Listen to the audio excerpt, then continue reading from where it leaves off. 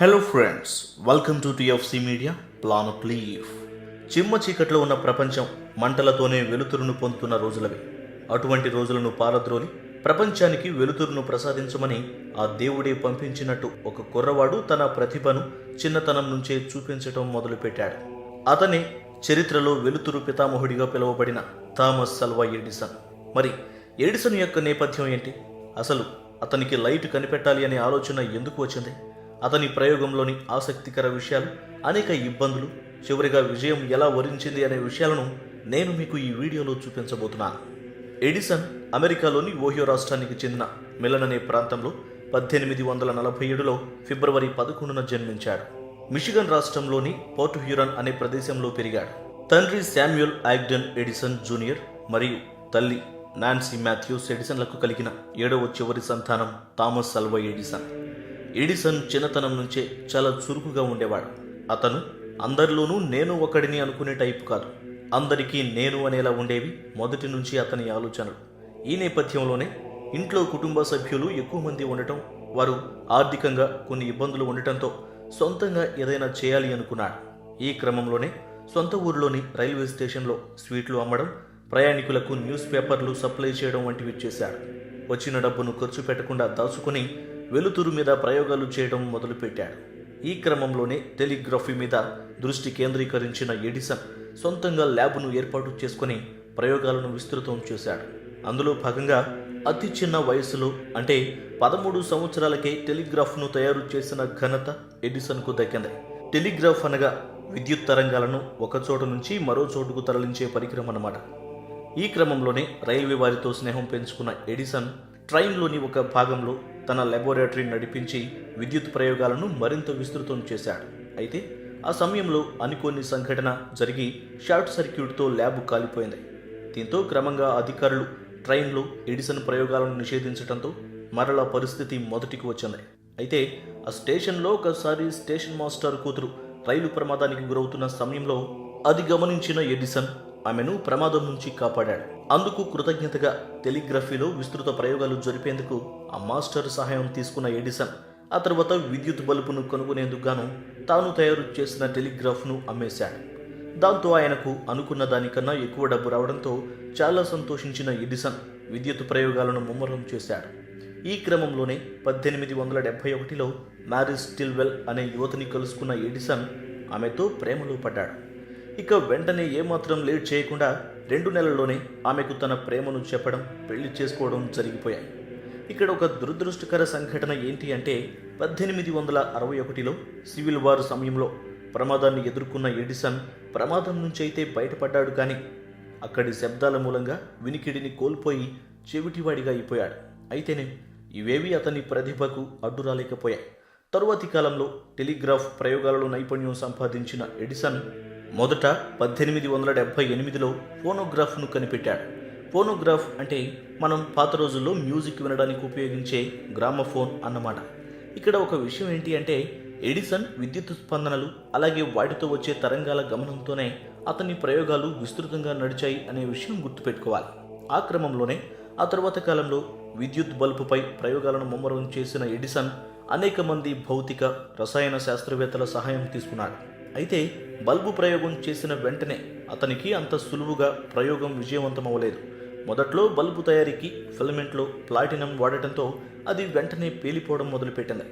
మరలా కొన్ని రోజుల ప్రయోగాల తర్వాత కాటను ఉపయోగించి బల్బును తయారు చేయగా అది నిరంతరాయంగా విద్యుత్తును ప్రసరిస్తూ వెలుగుతూనే ఉంది తప్ప ఆగకపోవడంతో ఇక లాభం లేదనుకుని చివరిగా ఫైబర్ను వాడి దాని ద్వారా విజయం సాధించి 1878లో విద్యుత్ బల్బును కనుగొన్నాడు.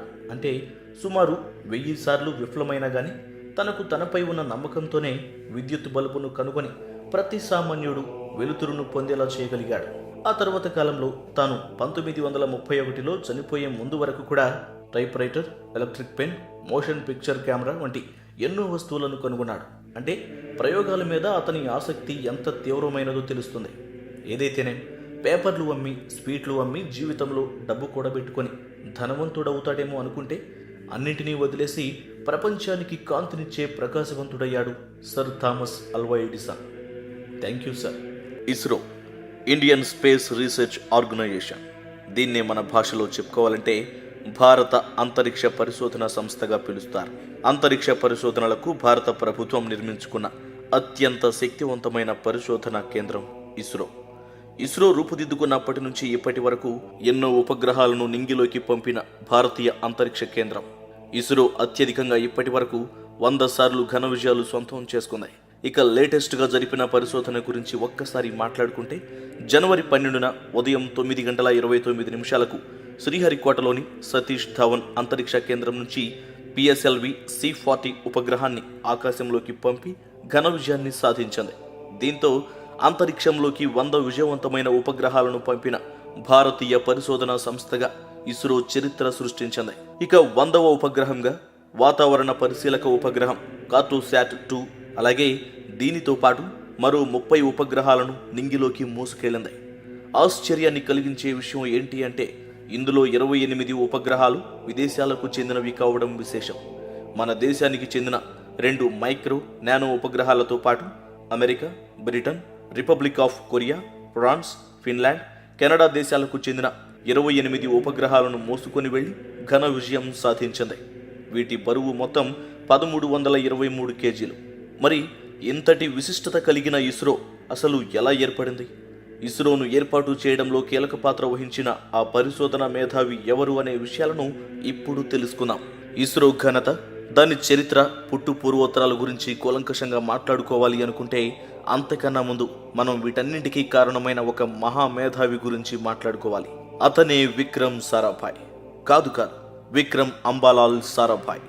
ఈనాడు ఇస్రో ఇంతటి ఘన విజయాలతో ముందుకు దూసుకెళ్తుంది అంటే దానికి మూల కారణం ఈ భౌతిక శాస్త్ర మేధావి కృషి ఫలితమే. అది ఎలాగో ఇప్పుడు తెలుసుకుందాం. విక్రమ్ సారాభాయ్ గుజరాత్ రాష్ట్రంలోని అహ్మదాబాద్లో 1919 ఆగస్టు 12న జన్మించాడు. విక్రమ్ సారాభాయ్ కుటుంబం ధనవంతుల కుటుంబం. వారి కుటుంబ సభ్యులందరూ వ్యాపారాలలో పేరు ప్రఖ్యాతులు సంపాదించుకున్నవారు.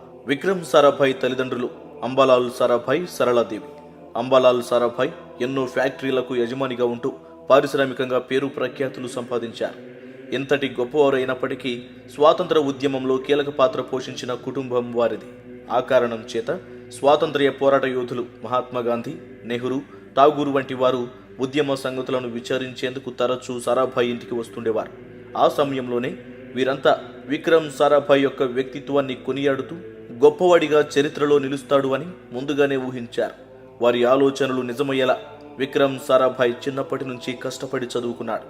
తల్లి సొంతంగా స్థాపించిన మాంటిసోరీలో విద్యను అభ్యసించిన సారాభాయ్ ఆ తరువాత అహ్మదాబాద్లోని గుజరాత్ కళాశాలలో మెట్రిక్ విద్యను పూర్తి చేసి బెంగళూరులోని ఇండియన్ ఇన్స్టిట్యూట్ ఆఫ్ సైన్స్లో కాస్మిక్ కిరణాలపై ప్రయోగాలను మొదలుపెట్టారు. ఇక ఆ తర్వాత కొంతకాలానికి 1945లో ఇంగ్లాండ్ వెళ్లిన సారాభాయ్ కేంబ్రిడ్జ్ యూనివర్సిటీలో PhD పట్టాను పొంది 2వ ప్రపంచ యుద్ధం ముగిసిన తరువాత 1947లో తిరిగి భారత్కు వచ్చారు.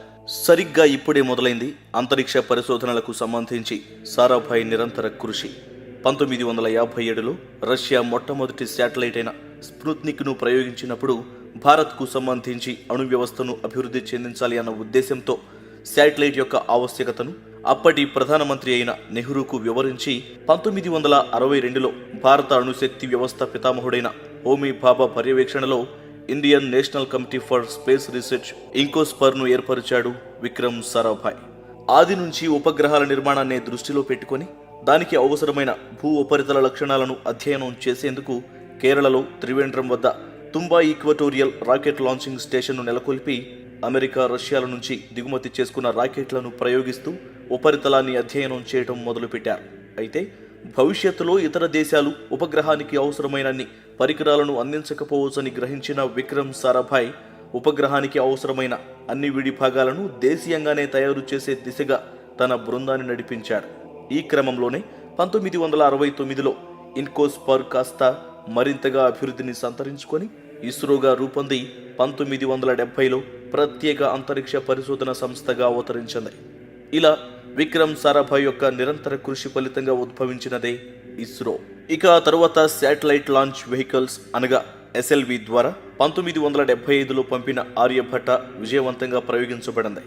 ఆ తర్వాత ప్రయోగించిన SLVలు కొన్నిసార్లు విఫలమవడంతో PSLVని తయారు చేసి ఉపగ్రహాలను అంతరిక్షంలోకి పంపించడం జరిగింది. అలా అప్పటి ఆర్యభట్ట ఉపగ్రహం నుంచి ఇప్పుడు పంపిన PSLV C-40 వరకు సుమారు 100 ఘన విజయాలు సాధించి ప్రపంచవ్యాప్త గుర్తింపును సంపాదించింది ఇస్రో. ఇది ఇస్రోకు సంబంధించి ఇస్రో ఏర్పాటు వెనుక విక్రమ్ సారాభాయ్ కృషికి సంబంధించి నేను మీకు అందిస్తున్న సమాచారం. ఇండియాలో పుట్టి ఇండియాలో పెరిగి ప్రపంచవ్యాప్తంగా భారత కీర్తిని చాటి చెప్పిన భారతీయులు మన దేశంలో ఎంతో మంది ఉన్నారు. Politics, sports, movies, business, glamour ఇలా రంగము ఏదైనా సరే విభాగంతో పని లేకుండా ప్రతి విభాగంలోనూ భారత కీర్తిని ప్రపంచానికి తెలియజేస్తూ దేశ గౌరవాన్ని మరింత ఇనుమడింపజేస్తున్నారు. మరి ఇంతకు వారు ప్రపంచ పటంలో భారత కీర్తిని ఎలా ఎగురవేస్తున్నారు? ఇంతకు అసలు వారు భారతీయులలో నెంబర్ 1 స్థానాన్ని సంపాదించుకొని తమ కీర్తిని పెంచుకోవడమే కాకుండా భారత్ పేరును విశ్వవ్యాప్తం ఎలా చేస్తున్నారు అనే విషయాలకు సంబంధించి ప్రపంచవ్యాప్తంగా పేరు సంపాదించుకున్న టాప్ 4 సెలబ్రిటీస్కు సంబంధించిన వ్యక్తిగత సమాచారం మరియు వారి లైఫ్ స్టైల్ను గురించి నేను మీకు ఈ వీడియోలో చూపించబోతున్నాను. నెంబర్ 4, మానుషి చిల్లర్. ఫ్రెండ్స్, నేను మీకు ఈ టాప్ 5 సెలబ్రిటీస్ను వివరించే క్రమంలో ముందు మానుషి చిల్లర్ పేరును ప్రస్తావించడానికి కారణం మన దేశ సాంప్రదాయాలను బట్టి మనం ఆడవారికి ఇచ్చే విలువ నేపథ్యంలో లేడీస్ ఫస్ట్ అనే విషయానికి ప్రాధాన్యతను ఇస్తూ ముందుగా మానుషి గురించి చెప్పడం జరుగుతుంది. ఇక మానుషి గురించి చెప్పుకుంటే ఈ అద్భుత సుందరి ప్రపంచ సుందరాంగులందరినీ వెనక్కి నెడుతూ అందగత్తెలు ఎక్కడో కాదు మన దేశంలోనే ఉన్నారు అని చాటు చెబుతూ ప్రియాంక చోప్రా తర్వాత 2017 సంవత్సరంలో అనగా 17 సంవత్సరముల తర్వాత ప్రపంచ సుందరి కిరీటాన్ని కైవసం చేసుకుంది ఈ 20 ఏళ్ల సుందరాంగి. చైనాలో జరిగిన 67వ మిస్ వరల్డ్ పోటీల్లో 118 దేశాల నుంచి వచ్చిన అందగత్తెలను వెనక్కి నెడుతూ మానుషి ప్రపంచ సుందరి కిరీటాన్ని చేజిక్కించుకుంది. దీంతో అప్పటికే ఎన్నో విభాగాల్లో రాణిస్తున్న ఇండియా ప్రపంచ సుందరాంగులలో నెంబర్ 1 స్థానం పొందగలిగింది. మానుషి చిల్లర్ ప్రపంచ సుందరి కిరీటాన్ని పొందిన 6వ భారతీయురాలు. ఇక మానుషి వ్యక్తిగత విషయానికి వస్తే 1997లో హర్యానాలో జన్మించిన మానుషి డాక్టర్ కోర్సును పూర్తి చేస్తూనే మరోవైపు ప్రపంచ సుందరిగా ఎన్నిక కావడం విశేషం. మిస్ వరల్డ్ కిరీటాన్ని పొందడం కంటే ముందు మిస్ ఇండియా పోటీల్లో పాల్గొని విజయం సాధించడం కోసం 1 సంవత్సరం చదువును కోల్పోయినా పట్టు వదలకుండా కిరీటాన్ని దక్కించుకుంది. మానుషి ప్రపంచ సుందరిగా ఎన్నికయ్యాక భారత్లో పలు సేవా కార్యక్రమాలలో భాగంగా ఆడవారి సమస్యల పరిష్కారానికి గాను ప్రాజెక్టు శక్తిలో పాల్పంచుకుంటోంది. మానుషికి స్కెచింగ్, పెయింటింగ్ అన్న చాలా ఇష్టం. అలాగే స్కూబా డైవింగ్, బంగీ జంప్లను ఇష్టపడుతుంది. ప్రపంచ సుందరి కావాలన్న తన చిన్ననాటి కోరికను నెరవేర్చుకొని భారత కీర్తిని ప్రపంచానికి చాటి చెప్పిన యువతి మానుషి చిల్లర్. నెంబర్ 3, ముఖేష్ అంబానీ. కాదు, ముఖేష్ ధీరూభాయ్ అంబానీ. భారతీయ ప్రముఖ పారిశ్రామికవేత్త. తండ్రి ధీరూభాయ్ అంబానీ వ్యాపార మెళకువలను పూర్తిగా తెలుసుకొని సొంతంగా వ్యాపారం మొదలుపెట్టి రిలయన్స్ ఇండస్ట్రీస్ చైర్మన్గా ప్రసిద్ధి చెందిన వ్యక్తి. ముఖేష్ అంబానీ తన సోదరుడైన అనిల్ అంబానీ నుంచి విడిపోయి సొంత వ్యాపారాలు ప్రారంభించి ఎటువంటి ఒడిదుడుకులు లేకుండా తన సంస్థను దేశంలోనే 2వ అతిపెద్ద కంపెనీగా తయారు చేశారు. అంతేకాదు, ఇది ప్రపంచ అతిపెద్ద కంపెనీల వరుసలో స్థానం సంపాదించుకుంది కూడా. రిలయన్స్ సంస్థ ముఖ్యంగా పెట్రో ఉత్పత్తుల శుద్ధి, పెట్రో రసాయనాలు, ఆయిల్, గ్యాస్ ఉత్పత్తి రంగాల్లో పనిచేస్తుంది. ఈ వ్యాపారాలకు అనుబంధంగా ఈ సంస్థ నడిపే వర్తకం భారతదేశంలోనే అతిపెద్దది. దీంతో ఆసియాలో 2వ అత్యంత సంపన్నుడిగా నిలిచారు ముఖేష్. వరుసగా 9వ సంవత్సరం కూడా అంబానీ అత్యంత సంపన్న వ్యక్తిగా నిలిచారు. రిలయన్స్ సంస్థ ద్వారా భారత ప్రీమియర్ లీగ్లోని ముంబై ఇండియన్స్ జట్టుకు అంబానీ యజమానిగా మారారు. దీంతో 2012 నుంచి ఫోర్బ్స్ జాబితాలో ఆయన ప్రపంచంలోనే సంపన్న క్రీడా యజమానిగా నిలిచారు. ముఖేష్ అంబానీ సంపద విలువ సుమారు 2,50,000 కోట్లు ఉంటుంది. దీంతో ప్రపంచ ధనవంతుల జాబితాలో 20వ స్థానాన్ని సంపాదించి ప్రపంచవ్యాప్తంగా విస్తరించి ఉన్న వ్యాపార దిగ్గజాలకు సవాల్ విసురుతున్నారు ముఖేష్ అంబానీ. ఇక్కడ చెప్పుకోదగిన విషయం మరొకటి ఏంటి అంటే, అప్పటి వరకు ఖర్చుతో కూడుకున్న టెలికాం వ్యవస్థలో సంచలనంగా జియోను ప్రవేశపెట్టి ప్రతి సామాన్యుడు టెక్నాలజీకి దగ్గరయ్యేలా చేసిన ఘనత ముఖేష్ అంబానీకే దక్కిందని చెప్పాలి. ముఖేష్ అంబానీ వ్యక్తిగతం మరియు కుటుంబ వివరాల్లోకి వెళ్తే 1957 ఏప్రిల్ 19న జన్మించారు ముఖేష్ అంబానీ. భార్య నీతా అంబానీ, 2 కొడుకులు, కూతురు ఉన్నారు. వారిని కూడా వ్యాపారంలోకి దించారు ముఖేష్. అతనికున్న ముంబైలోని నివాసం ప్రపంచంలోనే రిచెస్ట్ హౌస్లలో ఒకటిగా నిలుస్తుంది. దాని విలువ 6,673 కోట్లు అంటే ముక్కున వేలేసుకోవాల్సిందే. ముఖేష్ వ్యాపార నిమిత్తం తాను ఉపయోగించే వాహనాల గురించి తెలుసుకుంటే దిమ్మ తిరుగుతుంది. లోకల్గా ప్రయాణించడానికి అత్యంత ఖరీదైన Maybach bullet proof, Rolls Royce, Benz, Jaguar, Bugatti, ఇలా 15 కార్ల వరకు ఉన్నాయి. అవి ప్రతి ఒక్కటి 5 కోట్ల రూపాయలకు పైమాటే. ఇక విదేశాలకు వెళ్ళాలి అంటే ఫాల్కన్ 900EX విమానం, అలాగే బోయింగ్ బిజినెస్ జెట్ విమానాలు ఉన్నాయి. వీటి ఖరీదు ఒక్కొక్కటి 300 కోట్ల రూపాయలు. ఇంతటి ప్రసిద్ధి చెందిన వ్యక్తి Mukesh Ambani. Number 2, Rajinikanth. Rajinikanth, super star Rajinikanth. ఈ పేరు తెలుగు, తమిళ్, హిందీ, కన్నడ అనే భాషల రాష్ట్రాలను దాటి ఇండోనేషియా, అమెరికా, జపాన్లకు చేరింది అంటేనే అర్థమవుతుంది రజనీ యొక్క గొప్పతనం కేవలం భారతదేశానికి మాత్రమే కాదు, ప్రపంచ వ్యాప్తంగా విస్తరించింది అని. ఒక సాధారణ కండక్టర్ ప్రపంచాన్ని ఆకర్షించే నటుడు అయ్యాడు అంటే అతని స్టైల్ మాత్రమే కాదు, తెర ముందు నటుడి కన్నా తెర వెనుక మనిషిగా అతని యొక్క గొప్పతనమే అతనికి ఇంతటి కీర్తి ప్రతిష్టలు తెచ్చిపెట్టాయని చెప్పాలి. ఒక నటుడు దేవుడిగా పూజింపబడుతున్నాడు అంటే అది రజనీకాంత్ అని చెప్పాలి. తమిళ్లో ఆయన సినిమా రిలీజ్ అయిందంటే ఒక పండుగే. 1975లో అపూర్వ రాగంగాళ్ అనే తమిళ సినిమాలో చిన్న క్యారెక్టర్తో తన నటన జీవితాన్ని ప్రారంభించి ఆ తర్వాత కాలక్రమేణా తన స్టైల్ను చూపించి హీరోగా మారి 160 సినిమాలను పూర్తి చేసిన ఘనత ఆయనకు దక్కుతుంది. ఏ హీరో అయినా సినీ పరిశ్రమలో ఉన్నాడు అంటే చాలా వరకు మద్యం, మగువ అంటూ వెర్రెక్కిపోవడం మనం నిత్యం అన్ని భారతీయ సినీ పరిశ్రమలలోనూ చూస్తూ ఉంటాం. కానీ రజనీకాంత్ మాత్రం వీటన్నిటికీ వ్యతిరేకం. స్వతహాగా రాఘవేంద్ర స్వామి భక్తుడైన రజనీ వీలు దొరికినప్పుడల్లా స్వామి సేవలో తరిస్తూ ఆధ్యాత్మిక భావాలను పెంపొందించుకోవడం కోసం హిమాలయ పర్యటనలు చేస్తూ ఉంటాడు అంటే ఆశ్చర్యం వేయకమన్నదు. అసలు ఒక నటుడు ఇలా ఉండటం మనం ప్రపంచ నటులలో కేవలం రజనీకాంత్లోనే చూస్తాం కూడా.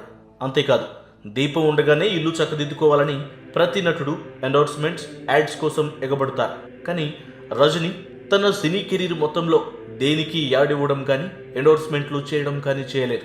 ఇక రజనీకాంత్ వ్యక్తిగత జీవితం, లైఫ్ స్టైల్ విషయానికి వస్తే పేరుకే గొప్ప నటుడు, కానీ అతని ప్రవర్తన, జీవితం చాలా సాధారణంగా ఉంటుంది. రజనీ అసలు పేరు శివాజీరావు గైక్వాడ్. బెంగళూరులోని మరాఠా కుటుంబంలో జన్మించారు. ఆయన తండ్రి పోలీస్ కానిస్టేబుల్, భార్య లతా రజనీకాంత్, కూతుర్లు ఐశ్వర్య రజనీకాంత్, సౌందర్య రజనీకాంత్. రజనీకి సంవత్సరానికి సుమారు 70 కోట్ల రూపాయల ఆదాయం వస్తుంది.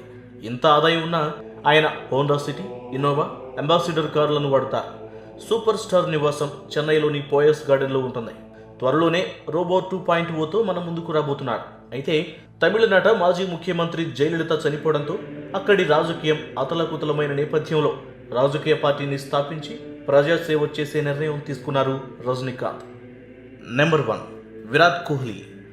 విరాట్ కోహ్లీ ఇప్పుడు ఈ పేరు ఒక్క భారత క్రికెట్లో మాత్రమే కాదు, ప్రపంచ క్రికెట్లోనూ మారుమ్రోగుతోంది. వయసేమో తక్కువ, కీర్తేమో అనంతం అనే మాట ఇప్పుడు కోహ్లీకి ఖచ్చితంగా సూట్ అవుతుంది. 2011 ప్రపంచ కప్తో భారత క్రికెట్ స్వరూపాన్ని మార్చివేసిన కెప్టెన్ ధోని తర్వాత మళ్లీ అంతటి శక్తివంతంగా ఇండియన్ క్రికెట్ను నడిపించేది ఎవరు అనే ప్రశ్నకు సమాధానంగా దొరికాడు విరాట్ కోహ్లీ. అప్పటికే పరుగుల యంత్రంగా పేరు సంపాదించుకొని వేగంగా దూసుకుపోతున్న కోహ్లీ స్వతహాగా దూకుడు స్వభావం కలవాడు అవడంతో కెప్టెన్గా రాణించగలడా అనే సందేహాలను పటాపంచలు చేస్తూ విజయాల పరంపరను కొనసాగిస్తున్నాడు. తన తండ్రి మరణించిన రోజు కర్ణాటకతో జరిగిన రంజీ ట్రోఫీ మ్యాచ్లో ఢిల్లీ తరపున ఆడినప్పుడు కోహ్లీ మొదటిసారి వెలుగులోకి వచ్చాడు. అతని కుటుంబానికి అతని అవసరం బాగా ఉన్న కీలక సమయంలోనే అతని జట్టులోని వారికి కూడా అతని అవసరం వచ్చింది. కానీ తను బ్యాటింగ్ చేయాలి అని అనుకుంటున్నట్లు చెప్పి 90 పరుగులు చేశాడు. ఇది క్రికెట్ పట్ల అతని నిబద్ధతను చూపిస్తుంది. ఈ మ్యాచ్ను ఢిల్లీకి అనుగుణంగా మార్చడంలో ఈ ఇన్నింగ్స్ కీలకమైనదిగా చెబుతారు. మొదట 2008 అండర్-19 వరల్డ్ కప్లో భారత్కు ప్రాతినిధ్యం వహించి విజయం సాధించిన కోహ్లీ ఆ తర్వాత కొంతకాలానికే భారత జట్టులో చోటు సంపాదించి తిరుగులేని ఆటగానిగా మారాడు. ఇప్పటి వరకు 204 వన్డేలు ఆడి 9188 పరుగులు చేయగా అందులో 33 సెంచరీలు ఉన్నాయి. 66 టెస్టులలో 5500 పరుగులు చేయగా అందులో 21 సెంచరీలు నమోదు చేశాడు. ప్రముఖ ఇండియన్ క్రికెట్ లీగ్ ఐపీఎల్లో మొదటి నుంచి రాయల్ ఛాలెంజర్స్ జట్టు సభ్యునిగాను కెప్టెన్గాను కొనసాగుతున్నాడు. ఇక కోహ్లీ వ్యక్తిగత జీవితం, అతని లైఫ్ స్టైల్ విషయానికి వస్తే 1988 నవంబర్ 5న ఢిల్లీలో జన్మించాడు. క్రికెట్లో రాణిస్తున్న సందర్భంలోనే ఎన్నో ఎండోర్స్మెంట్లు దక్కించుకొని అత్యంత బ్రాండ్ వాల్యూ కలిగిన ప్లేయర్గా మారి ఒక్క రోజులోనే కోట్ల రూపాయలు సంపాదించే క్రీడాకారుడయ్యాడు. Puma, Manyavar, Head and Shoulder, TVS వంటి అనేక యాడ్స్ ద్వారా అత్యధిక ఆదాయం కలిగిన క్రికెటర్స్లో ఒకటిగా నిలిచాడు. ఈ క్రమంలోనే ఒక షాంపూ యాడ్లో ప్రేయసి నటి అనుష్క శర్మతో పరిచయం ఏర్పడి ఆమెను ఇష్టపడి ప్రేమించి పెళ్లి చేసుకున్నాడు. అయితే ఎంతో మంది ప్రేమికులను మార్చే సెలబ్రిటీలకు వ్యతిరేకంగా ప్రేమించిన ఒక్క అమ్మాయినే పెళ్లి చేసుకోవడం విరాట్ గొప్పతనమనే చెప్పాలి. శ్రీనివాస రామానుజన్ ఈ పేరు వింటేనే కష్టమైన ప్రశ్నలను సులువుగా ఛేదించిన ఒక గణిత మేధావి గుర్తుకు రావడం ఖాయం. అందరూ లెక్కలు చేయడానికి బాధపడుతుంటే వాటితోనే ఆటలాడుకుంటాడు ఈ ప్రపంచ మేధావి. ఈ నేపథ్యంలోనే ఎన్నో సూత్రాలు, మరెన్నో ఘన విజయాలు. కానీ మధ్యలోనే అర్ధాంతరంగా జీవితాన్ని కోల్పోయి తిరిగి రాని లోకాలకు వెళ్ళిపోయాడు. మరి బట్టల కొట్టులో పనిచేసే గుమాస్తా కొడుకు రామానుజన్ ప్రపంచ గణిత మేధావి ఎలా అయ్యాడు? అతని జీవితంలో ఆయన సాధించిన విజయాలు ఏంటి? పరాయి దేశస్థులను తన మేధస్సుతో ఎలా ఆకర్షించాడు?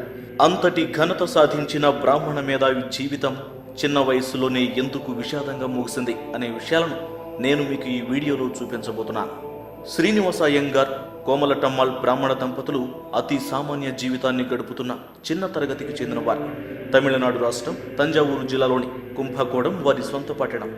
పేరుకు బ్రాహ్మణ కులస్తులైనప్పటికీ కష్టం చేసుకుని జీవనాన్ని సాగిస్తుంటారు. శ్రీనివాస అయ్యంగార్ చీరల దుకాణంలో గుమాస్తాగా పనిచేస్తుండగా కోమలటమ్మాళ్ ఇంటి పనులు చూసుకుంటూ మరోవైపు ఆ ఊరిలోనే ఆలయాల్లో పాటలు పాడుతూ ఉంటుంది.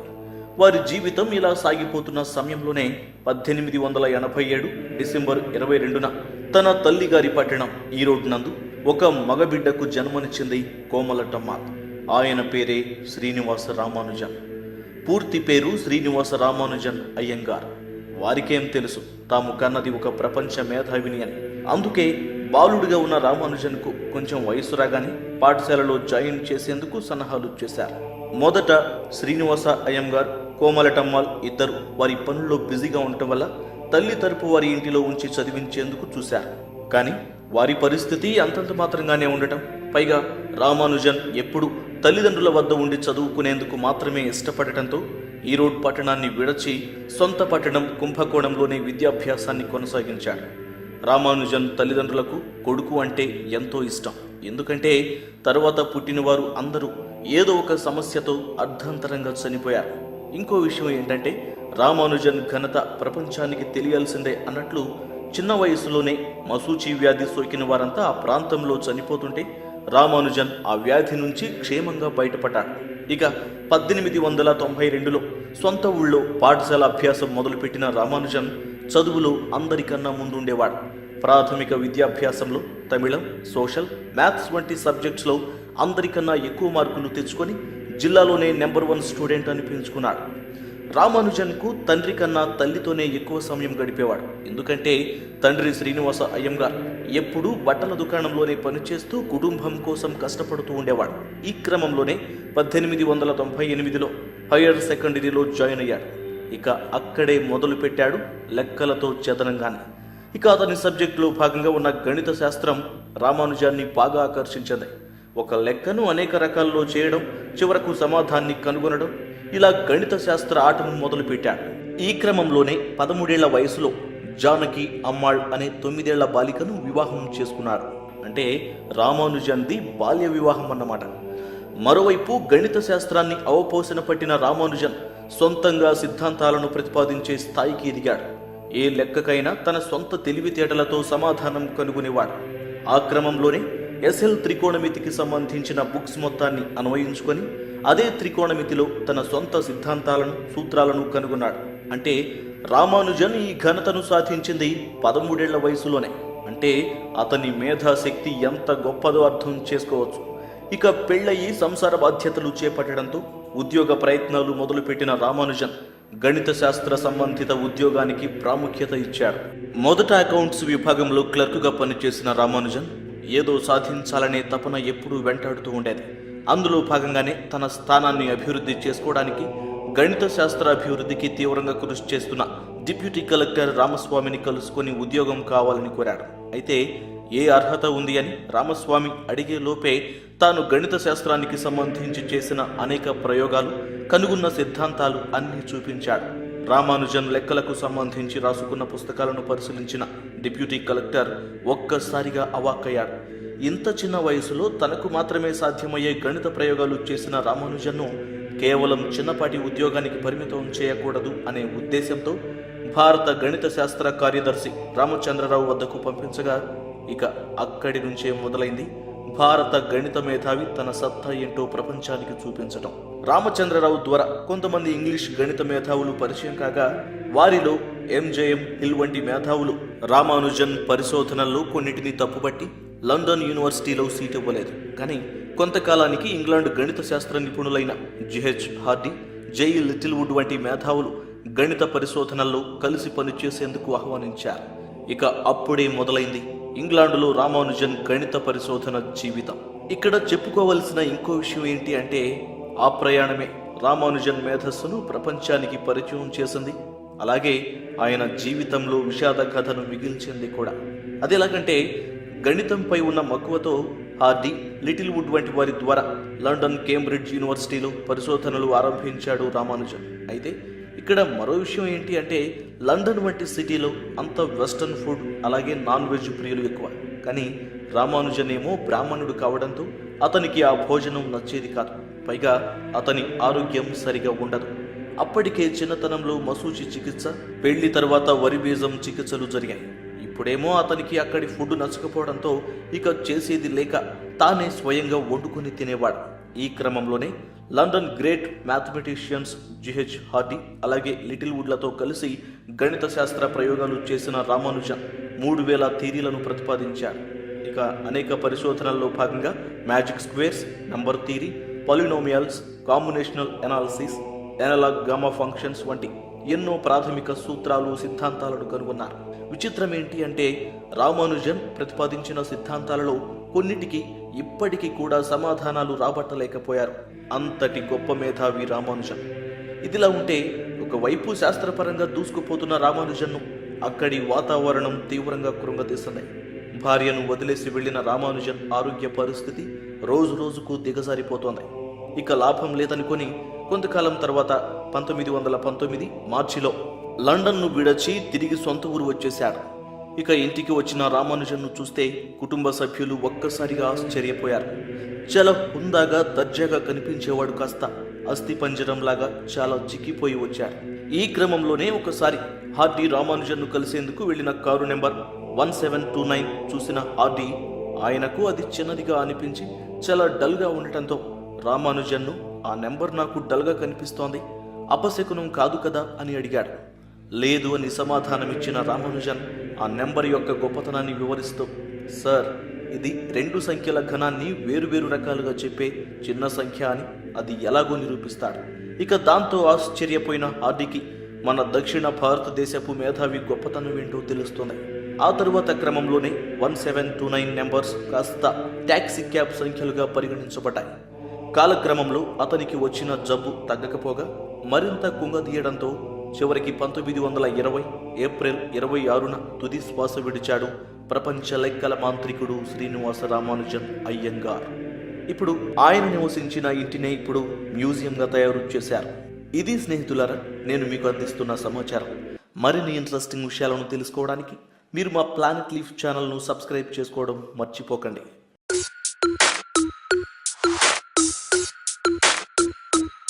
His head